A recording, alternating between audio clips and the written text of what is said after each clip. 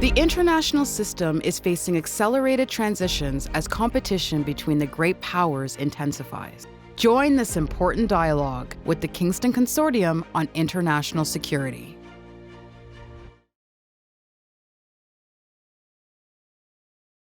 Ladies and gentlemen, welcome to day 2 of our conference.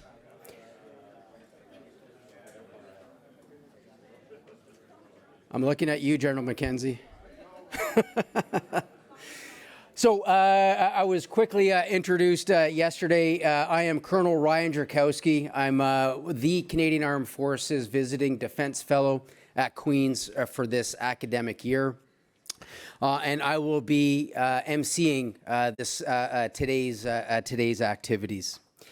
Just before starting off with our first discussion, I'll just cover some of the key administrative points that Wendy so eloquently covered yesterday, but worth reinforcing. I'd kindly ask everyone, of course, turn your phones to mute or do not disturb.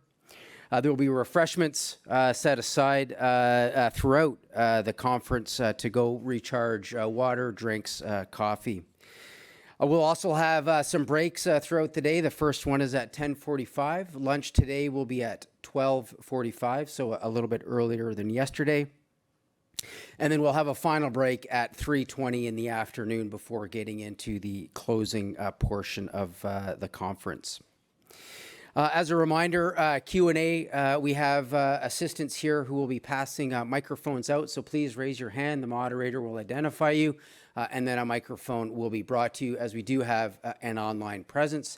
There will also be online questions that the moderator can read should they choose to do so. There will also be a post-conference survey that will be emailed to all of you in the couple days following the end of the conference. Looking very much forward to all of your feedback, as we continue to evolve the conference for 2023 for next year's conference. I would like to introduce Dr. Nancy Teeple, oh, there you go. I'm sorry, my goodness, you're right in the light. And our first speaker today, Major General Roch Pelletier. Nancy will be moderating this morning's discussion with Major General Pelletier. Nancy is coming to us from Defence Research Canada, and she is currently embedded with the Canadian Army Land Warfare Centre. Her research and publications focus in the Arctic and in North American security in general terms. Nancy, I'd like to hand it over to you, please. Thank you.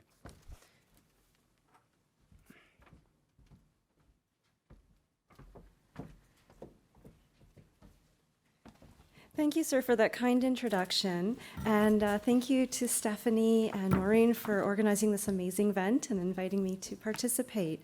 It's my pleasure to introduce Major General Roch Pelletier, who is the recently appointed Commander of the Canadian Army Doctrine and Training Centre and was recently appointed in June this year. Major General Pelletier began his career at the Royal Military College of Canada at Saint-Jean-sur-le-Richelieu in August of 1988. On earning his officer's commission, he served at platoon, company, and battalion levels within the Royal 22nd Regiment. He commanded the 3rd Battalion Royal 22nd Regiment, the Canadian Army Enabler Group, and the Canadian Maneuver Training Centre. He also served as the Deputy Commander of Operations for United States Army Alaska and as the Commander of 5th Canadian Division. Most recently, he held the Office of Director General Intelligence, Operations and Plans for the Canadian Joint Operations Command.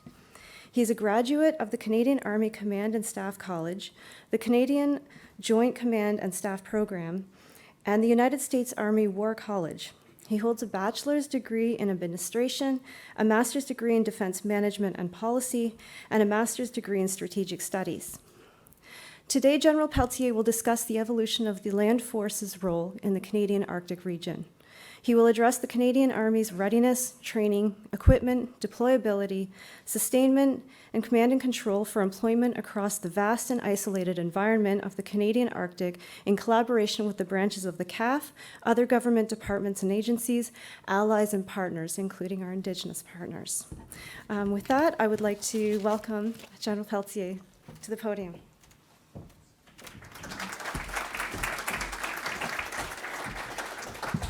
Merci beaucoup, Nancy. Très apprécié. As you notice, I'm a Vendu, so I was going to do my address in French, if you're okay with it. No, I'm just joking. Probably would be easier for me, but you'll have to bear with my English. I learned it a bit later in my life, so never was as refined as I would like it to be. Bon matin, bonjour à tous. I'm very glad to be here this morning. I was impressed with the level of discussion we had yesterday. It was a great day, although I could not be there for the whole period. I was a witness of some of the key exchanges, and I think this is a very good forum to discuss strategic challenges related to the I-North and the Arctic.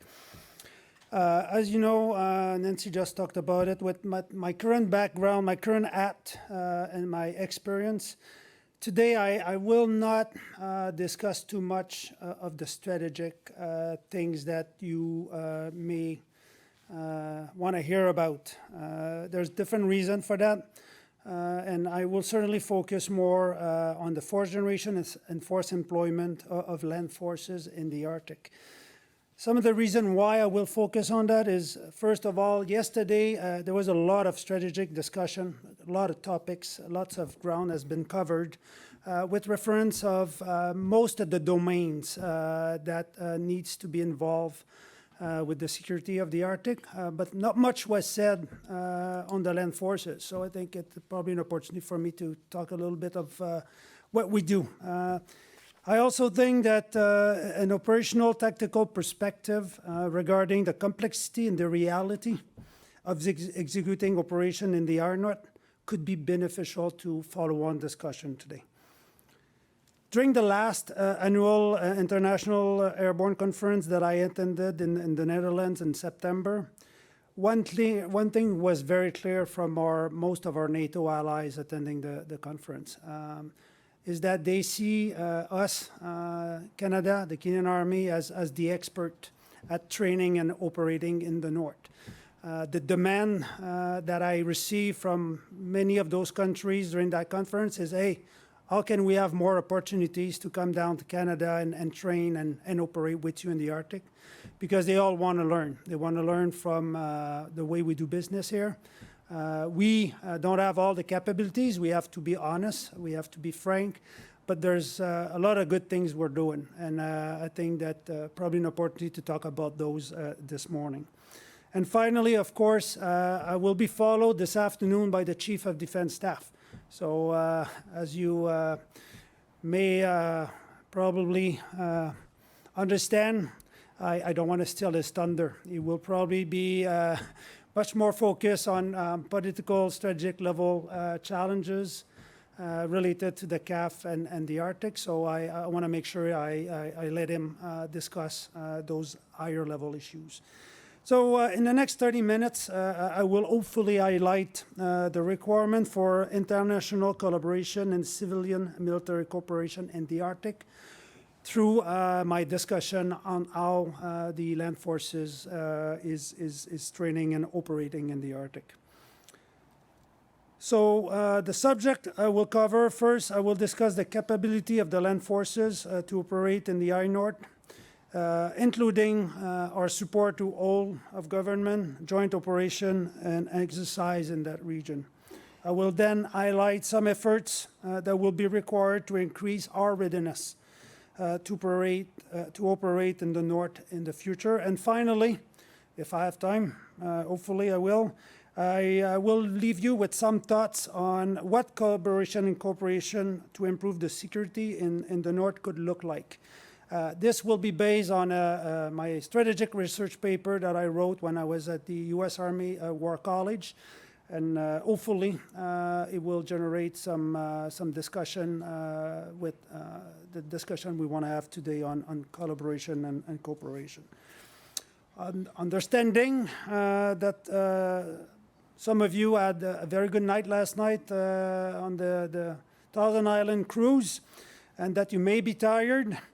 I have included some great pictures that will follow to demonstrate what it means to operate in the Arctic. And if you don't listen to anything that I am saying this morning, at least I hope you will enjoy some of those images.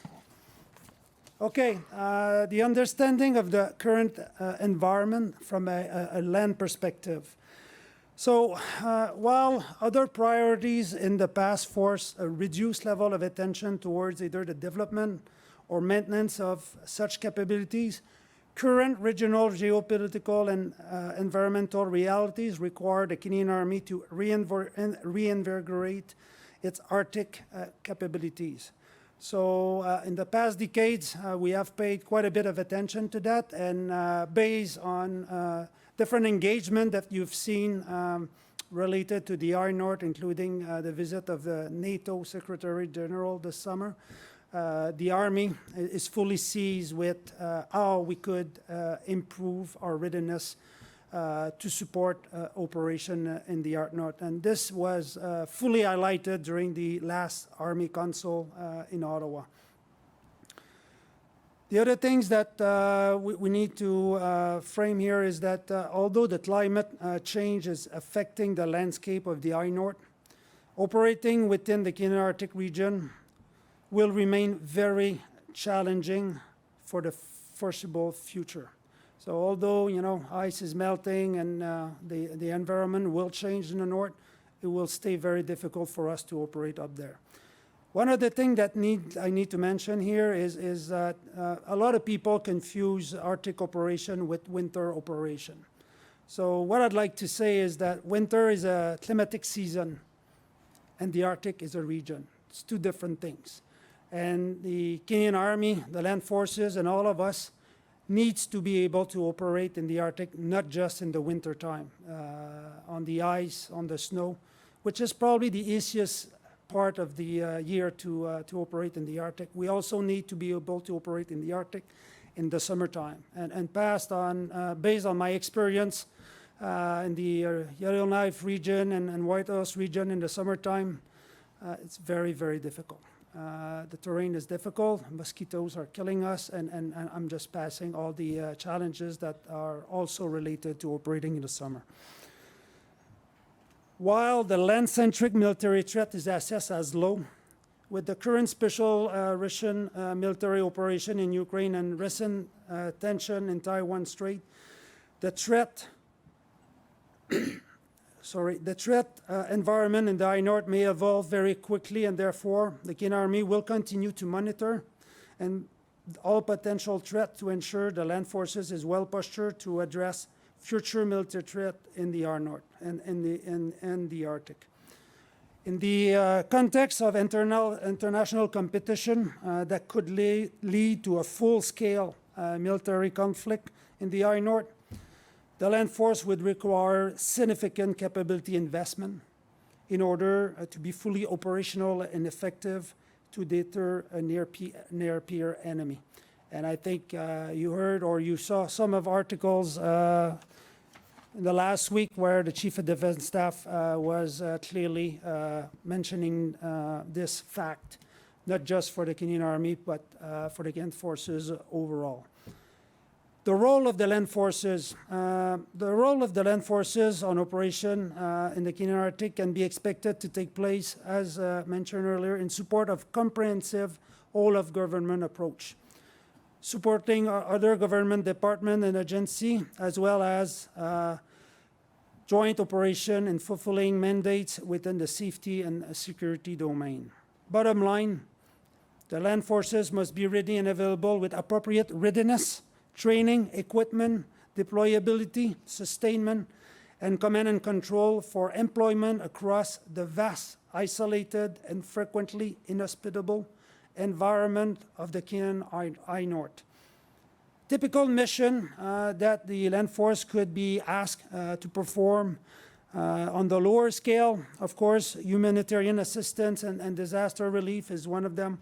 Support to ground-based search and rescue, major rescue operation, air disaster, possibly maritime disaster, and generic support for a wide range of Government of Canada mission, including presence to affirm sovereignty.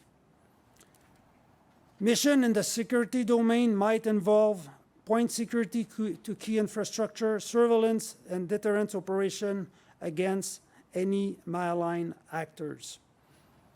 It is to be noted that when we're performing this range of mission, the land forces needs to deliver a force that can be self-sufficient as much as possible. Appropriate to unique circumstances of the different region of the Canadian Arctic, limited infrastructure and supplies, as discussed yesterday in the local community, would definitely exhaust their resources if we were to base our operation on those resources. Now it's time to talk a little bit about training, and I think that's one of the things we're doing pretty well. As the commander of the Canadian Army training system, of course, I'm very involved with how we move about the way the Canadian Army trains to be ready for the Arctic.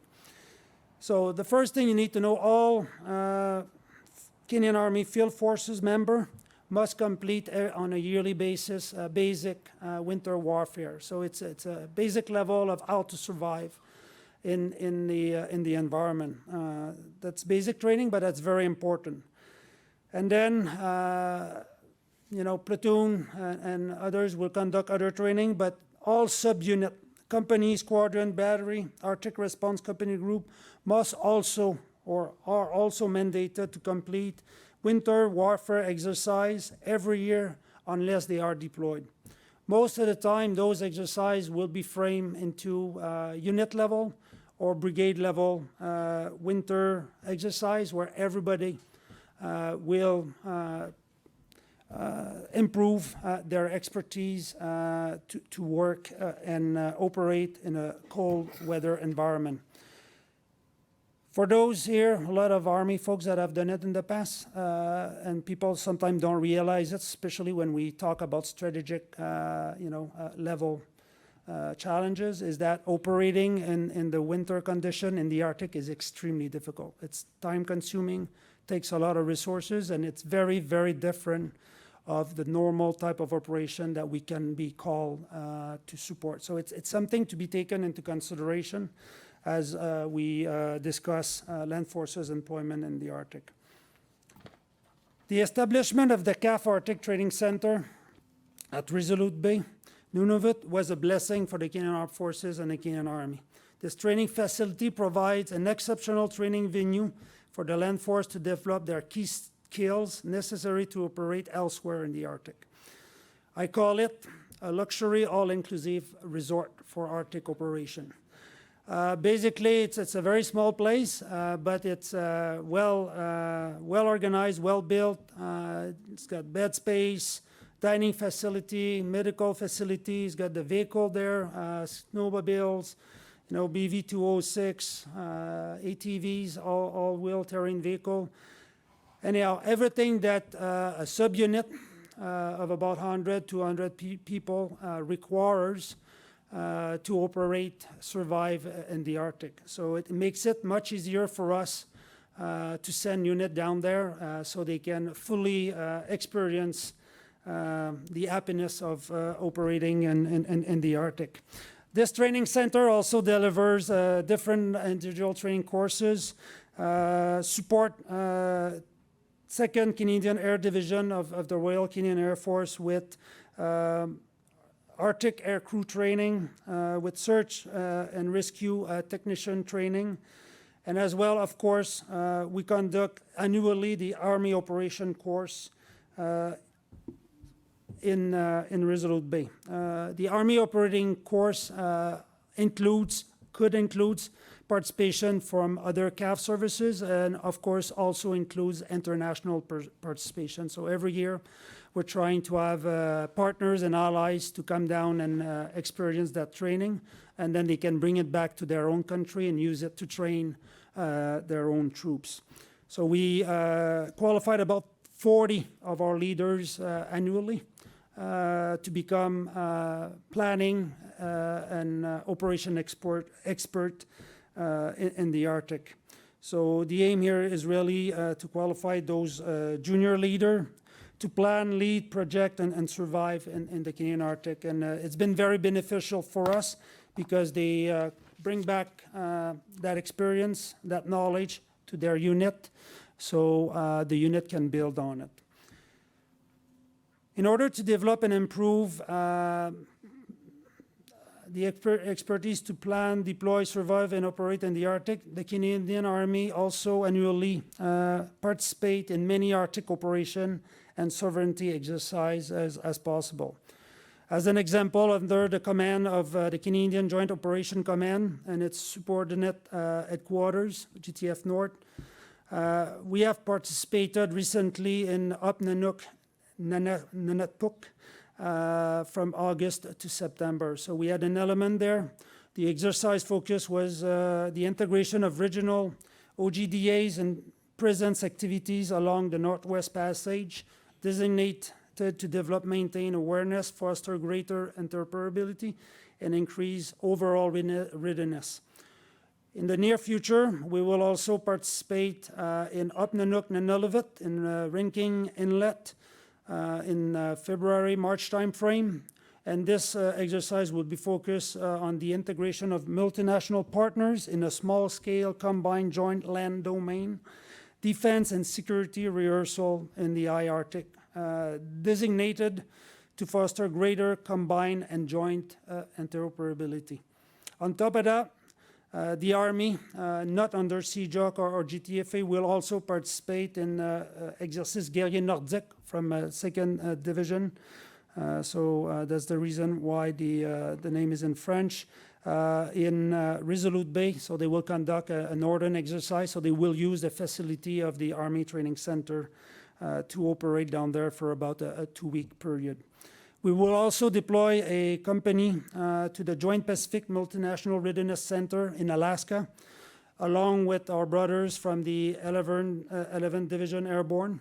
They will participate in a multinational large-scale combat operation validation in the Arctic environment. So this is another example of collaboration. The Arctic program is different from one year to another and is based on our managed readiness plan. So we make sure that this is well aligned with units that are available and need the training. In the near future, my team, alongside all CAF and international partner, actually it's next week, will be led by my deputy commander there. We will conduct an Arctic planning working group where we will synchronize activities in the North for the next couple of years. Our deployment concept, the way we are structured to deploy in the Arctic, and so I talk about exercise, didn't talk about the way we really operate. So the first thing you need to know of the way we're structured is we're blessed to have the Canadian Rangers.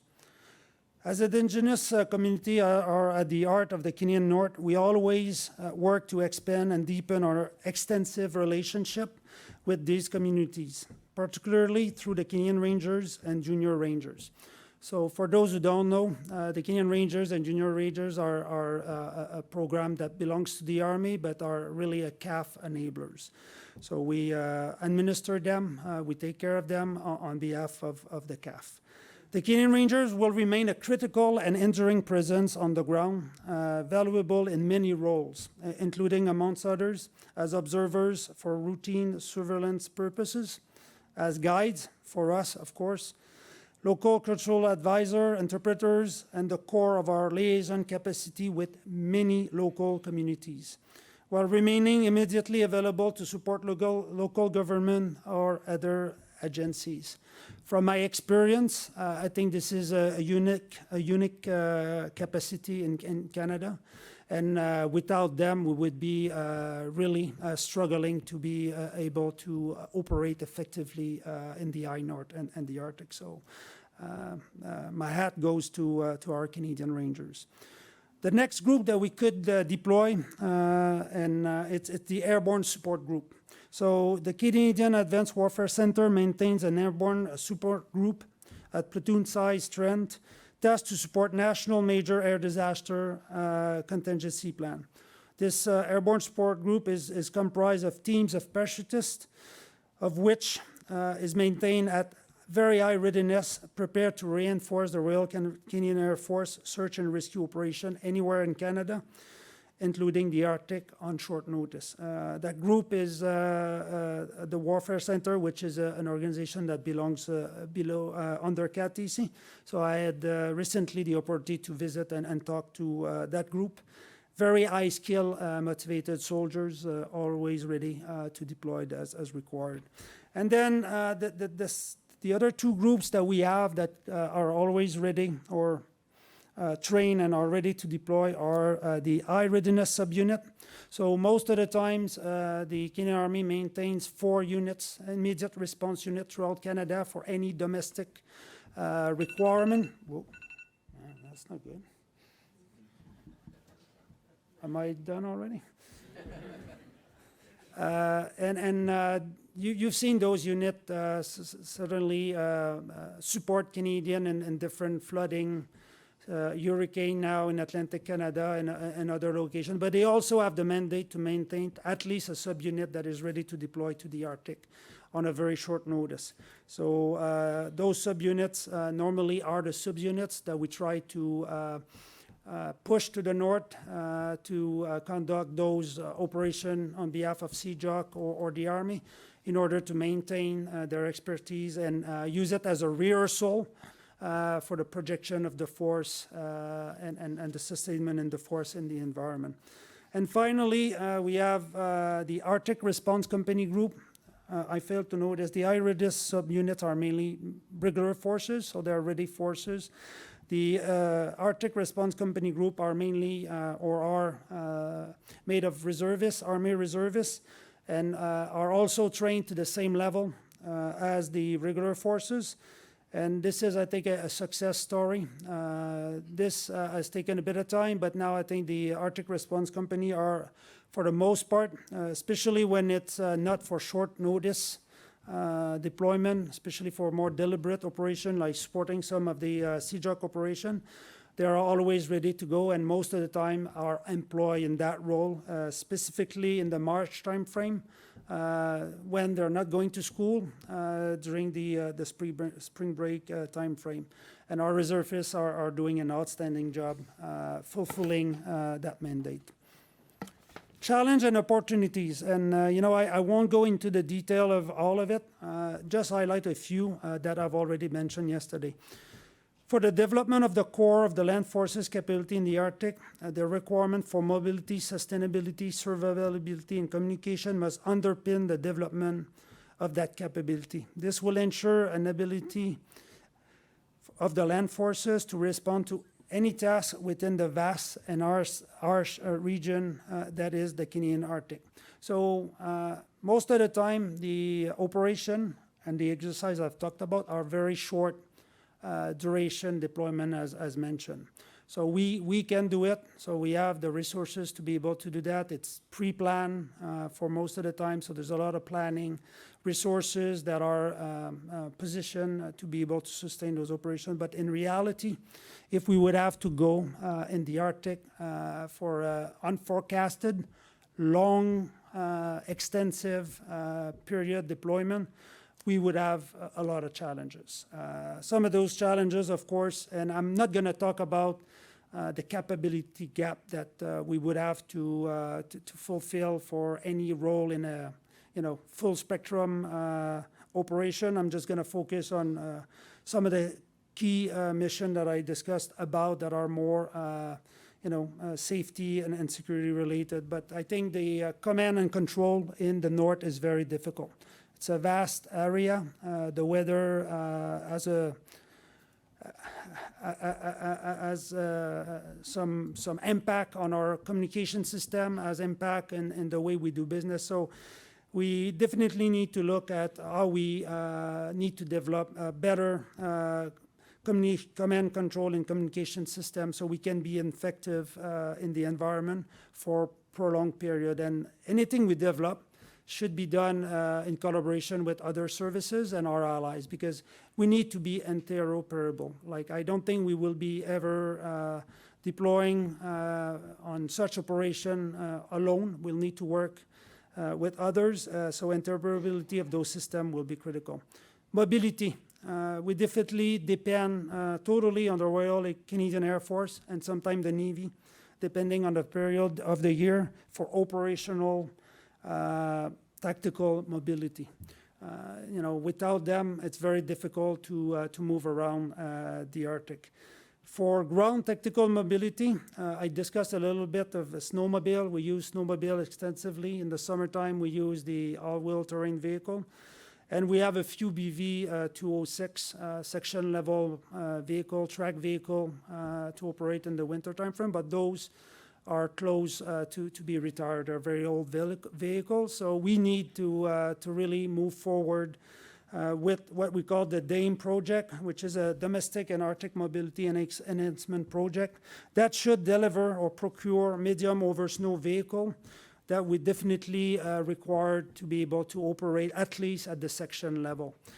The problem with the LOSV and ATVs, it does require a lot of those vehicles to be able to move around quantities of troops. So we need a vehicle that could help us at least to be able to operate at the section level. Sustainability. Of course, we discussed that a little bit yesterday. The Arctic is missing the key infrastructure that we need to support operation. So sustained projected force in the north for extended period is challenging. There's no doubt about that.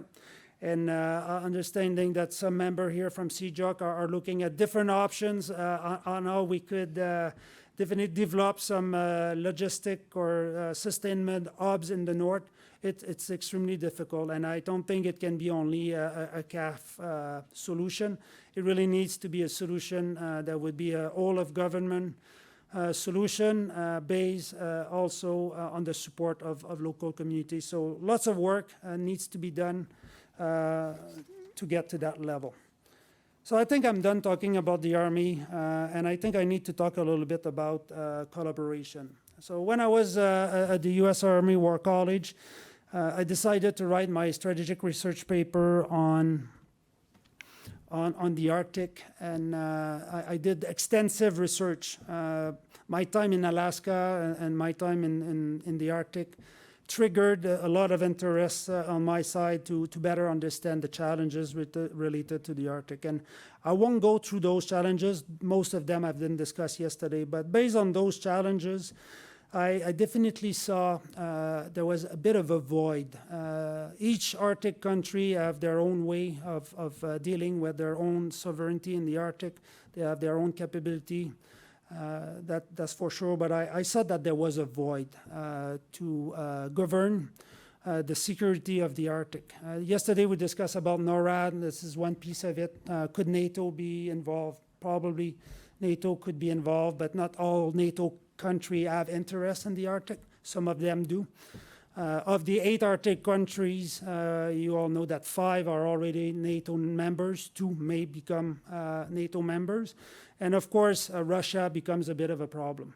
At the time when I wrote my paper, Russia, the situation with Russia was a bit different. So I was very optimistic. I was very optimistic that we would be able to collaborate with Russia with regards to governing and maintaining security in the Arctic. So bottom line, I don't want to make it too long, but there was a couple of desired end state that I was looking for when I wrote, and I decided to come up with an operational approach that could maybe fill that void. The first, the overall desired end state effect was to secure and stable development of the Arctic. And I think that's what we've all discussed about yesterday. So the Arctic Council is already a great venue for that. However, it's not really focused on security and military operation. So it does provide, I think, the increased collaboration that we need for scientific research, resource development, shipping, environmental concerns, and others. But I don't think it's enough. I realize through my research that we definitely need increased diplomacy and security governance for the Arctic, for the overall of the Arctic. And for that purpose, one of my line of operation was the creation of an Arctic Nation Security Council. At that time, I was not necessarily considering NATO. I know NATO is getting more involved. Could that Arctic Security Council, depending if Russia would participate or not, we'll see after the crisis is over in Ukraine. Could that Arctic Security Council be under NATO? Maybe, maybe not. But I think that the Arctic countries are the best countries to deal with the challenges related to the North. And that was my key deduction. And finally, although we would have that Arctic Council that would be more at strategic level diplomacy and talking about security governance, I think that would be a requirement for operational coordination, synchronization, and transparency for Arctic military activities in the North. And this could probably decrease the risk of military miscalculation. And at the time, of course, I was including Russia in that grouping. So at the operational level, based on the experience of CG IATF South, I thought that building up a combined joint interagency task force Arctic that would be troops would come from all the Arctic nation, and the leadership would rotate on a yearly basis. That group would definitely be focused certainly on security and military, but also, as I said, would be interagency. So countries could also have, of course, the whole of government participation, like for Canada, border service could be there, Transport Canada, or CMP, Coast Guard. Like I was seeing it as really a group coming, a multi, how can I say that? A whole of government group from each country coming together in that joint task force to synchronize those military activities. So that was the essence of what I was looking at, and hopefully that will create some thoughts about or generate some question for me. Of course, I don't have the time to go through all the detail of it, but at the end of the day, I passed my strategic research paper, and I defended it during the comprehensive exam, and I did pretty well. So I guess my analysis was probably sound, I assume. Conclusion, the effective conduct of Canadian Arctic operation, regardless of the scale or scope of the assigned task, requires coordination with joint partners, other elements of the ND, other government departments, and other agencies, as well as deepening our relationship with our Arctic and NATO partners by increasing our focus on combined joint interagency training, exercise, and operation supported by local communities. So whether you are part of the CAF in any of the organization involved with the security of the Arctic, Canadian Joint Operation Command, GTF North, CANSOF, the Navy, the Air Force, or you are with some of the other department agency, the Coast Guard, Transport Canada, RCMP, and so on, or you are a part of the Arctic and NATO allies, or even local communities. The international competition created by Maline Actor in the High North will force us to work as a team. No one will be able to foster, to foster a stable deployment of the Arctic, secure and stable development of the Arctic on their own. So we need to work together. And the only way to do that is start better collaboration now. And I think that's what we're trying to do. Success to sustain and maintain safety and security in this beautiful and beneficent Arctic region depends on all of us. Thank you very much. Merci.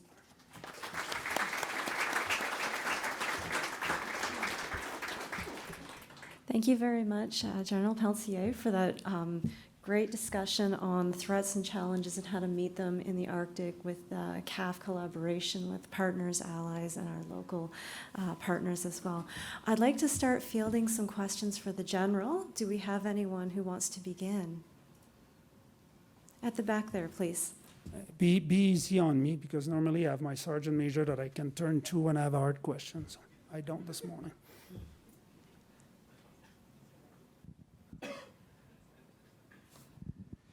Thank you. It's me again, Thomas Hughes from the University of Manitoba.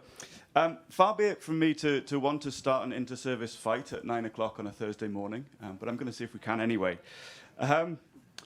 When I've talked to your colleagues in the Navy and the Air Force, I keep being told that the chances of a large-scale land-based conflict in the North American Arctic is practically zero. So, with that in mind, where do you expect to see a large-scale grouping of multinational land-based forces operating in the Arctic? Is that North America or is that elsewhere? And on your list of priorities, how do you prioritize that? Well, as I mentioned in my speech, I did mention that this large-scale, conventional force is very low, and hopefully we'll never get there. However, we always have to prepare for worst-case scenario, I believe, anyway, because we never know what can happen. So, based on our national defense security policy, it's clear that, strong, secure, and engage. It's very clear that for the Canadian Army, our priority must be in Canada, to be able to do it in Canada. However, as a NATO ally, I think that we'll probably discuss that later on today, or not sure if it's been discussed. I think the northern flank of NATO is certainly a place that we could be asked to contribute as well. And it may not be necessarily in the Arctic, it could be in the high north, it could be in a cold weather environment. We need to define where it could happen. In the Arctic, like the high Arctic, operating there would be very difficult for any forces. Although the Russian military forces have definitely built up their capacity quite a bit in the last 20 years. Their capacity, not only the land forces, they have worked very much on icebreaker capability. They have work on different assets, infrastructure in the north. So whether they would want to engage in a land-based, I don't expect it, but in any case, I think that we should still think about it, and we need to definitely rehearse and look at how we could deal with it. So I'm not sure if it does answer your question, but of course, Canada would be first, and I think the northern flank of NATO would probably be the second place or second priority for us if we would need to engage. And I agree with you, and those that I've said that it was basically zero. Hopefully, I say low, and hopefully it's going to stay like that. Thank you very much. Any other questions? Andrea.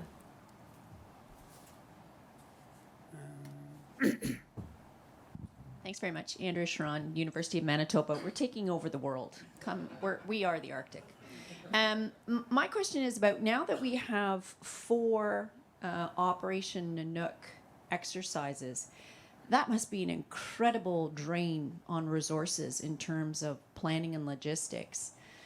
And given that some are connected to other government departments being part of the exercises, is there any plan to offload some of that planning to other government departments as an opportunity to start divesting the Canadian Armed Forces as the planner and logistics go-to plan? That's a good question, and I look at Jake here. Maybe he's better positioned to answer that question than I am. But at the end of the day, I'll answer from an Army perspective. Is it a drain or not? I think it's a training opportunity for us, and that's the way we're looking at it. We're not looking at it as a drain. We need to make sure our forces are capable of surviving and operating, and I think that participating, we don't always support all the 4 Nanook exercise every year. We cannot do that, but we try to support as much as we can, and most of the time, recently it's been done through our Army Reserve Arctic Response Company. And I think those companies are well poised, and basing it off of the reserve force, it does provide them with a great opportunity to train, to deploy to the Arctic, and integrate with GTF North and the whole of government team there. For the planning of it, from an Army perspective, it's not that bad, because normally those Arctic Response Company come from one of the division, and there's divisional level staff that are involved with CJOC and GTFA. And yes, there's always planning efforts behind it, but I think it's very well worth the benefit of having those troops participating in those exercises. I think from an all of government portion, I have not been involved intimately in the planning of it. So I don't know, Jake, if you want to mention a few words on how you do it from a GTF North perspective, and if it's already happening, including other government agency in the planning of those operations, and I assume it does. Sorry to put you on the spot, but I don't want to steal your thunder. You're the specialist about that one. So yeah, I would say that exactly, sir. That from an Army perspective, where we plan and how we integrate with the divisions, very important. And we're in the 4 elements throughout the year. We're looking to the government departments for obviously input and planning as we go. We haven't necessarily explored the option of who is the lead planner, and because Nanook belongs to the CAF, so we take it on.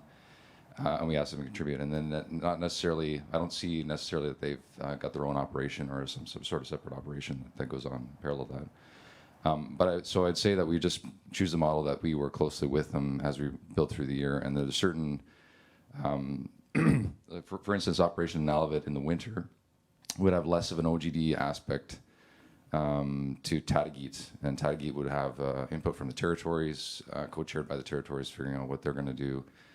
And as well as an ACPA, where we try to make sure that there's an RCMP, Coast Guard, Transport Canada piece to that. So I would say we try to integrate the input and co-plan with the teams, as opposed to try to do that. But that is it's a very interesting idea as to how we could maybe plug into something else that somebody is actually leading. I think that's a fantastic idea, actually. Merci. Thanks a lot. Thank you very much. I think we have time for one more question. In the back there, please.